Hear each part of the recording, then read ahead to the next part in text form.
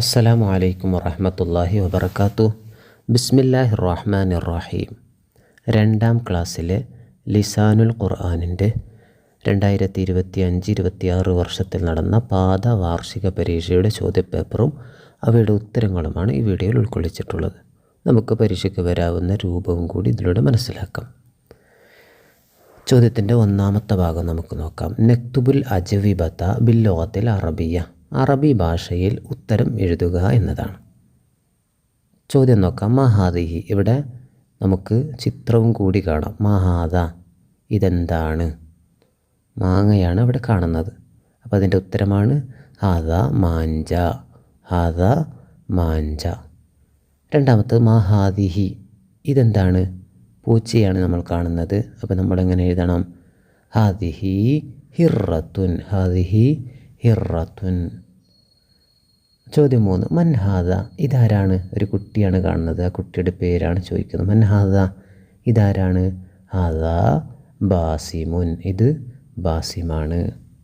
അടുത്ത മഹാദിഹി, ഇതെന്താണ്? ഇവിടെ ഒരു പൂവാണ് കാണിക്കുന്നത്. നമുക്ക് പറയാം ഹാദിഹി സഹ്റത്തുൻ, ഹാദിഹി സഹ്റത്തുൻ. ചോദ്യത്തിൻ്റെ രണ്ടാമത്തെ ഭാഗം നുകമ്മിലു മാ യുനാസിബു, യോജിച്ചവ ചേർത്ത് എഴുതാം എന്നതാണ്. 1. ഹാദ ബാബുൻ, ഹാദ ബാബുൻ. ഇവിടെ ഹാദാന്നും ഹാദിഹീന്നുമാണ് നമ്മൾ ചേർക്കേണ്ടത്. യോജിച്ചത് ഏതാണോ അത് നമ്മൾ ചേർത്ത് എഴുതണം.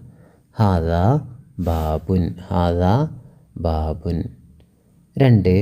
ഹാദിഹി ഷജറത്തുൻ, ഇവിടെ ബാബുൻ എന്നതുകൊണ്ടാണ് ഹാദ എന്ന് വന്നത്. ഇവിടെ ഷജറത്തുൻ എന്ന് വരുമ്പോൾ അവസാനം താ ഉണ്ട്. അപ്പോൾ നമ്മൾ ഹാദിഹി എന്ന് ചേർക്കണം. ഹാദിഹി ഷജറത്തുൻ, ഹാദാ ബാബുൻ, ഇത് വാതിലാണ്. ഹാദിഹി ഷജറത്തുൻ, ഇത് മരമാണ്. അടുത്തത് ഹാദ കുർസിയുൻ, കുർസിയിനിക്ക് ഹാദ എന്നാണ് വേണ്ടത്. ഹാദാ കുർസിയുൻ, ഇത് കസേരയാണ്. അടുത്തത് ദജാജത്തുൻ എന്നാണ്. അപ്പോൾ ഹാദിഹി എന്നാണ് വേണ്ടത്. ഹാദിഹി ദജാജത്തുൻ, ഇത് കോഴിയാണ്. അടുത്ത ഹാദ ദീക്കുൻ, ദീക്കുൻ എന്നുള്ളതിന് ഹാദ എന്നാണ് വേണ്ടത്. ഇത് കോഴിയാണ്. സയ്യാറത്തുൻ എന്നുള്ളതിന് ഹാദിഹി എന്നാണ് വേണ്ടത്. ഹാദിഹി സയ്യാറത്തുൻ, ഇത് കാറാണ്. ഹാദിഹി സയ്യാറത്തുൻ, ഇത് കാറാണ്. അടുത്ത ചോദ്യത്തിൻ്റെ ഭാഗം നോക്കാം നമുക്ക്.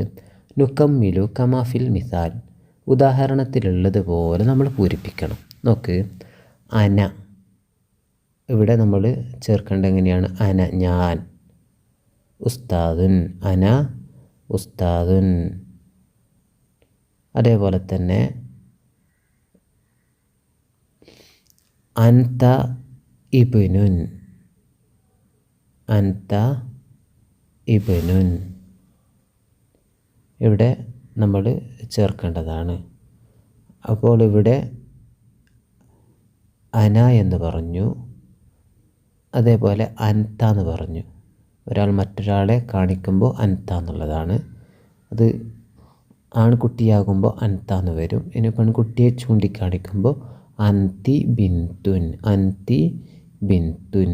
അന എന്ന് പറഞ്ഞാൽ ഞാൻ, അന ഉസ്താദുൻ, ഞാൻ ഉസ്താദാണ്. അൻത ഇബ്നുൻ, നീ മകനാണ്. അൻതി ബിന്തുൻ, നീ മകളാണ്. നമുക്ക് നോക്കാം. അന മൗസുൻ, ഞാൻ പഴമാണ്. അന മൗസുൻ, ഞാൻ വാഴപ്പഴമാണ്. അന അനാനാസുൻ, ഞാൻ കൈതച്ചക്കയാണ്. ഇങ്ങനെയാണ് നമ്മൾ ചേർത്ത് വായിക്കേണ്ടത്. ഓരോ ചിത്രത്തിൻ്റെയും അർത്ഥം എന്താണോ വരുന്നത് അതിൻ്റെ അറബി പദമാണ് ഇവിടെ നമ്മൾ എഴുതേണ്ടത്.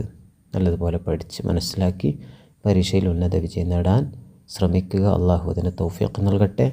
വആഖിറു ദഅവാനാ അൽഹംദുലില്ലാഹി റബ്ബിൽ ആലമീൻ. വസ്സലാമു അലൈക്കും വറഹ്മത്തുള്ളാഹി വബറകാതുഹു.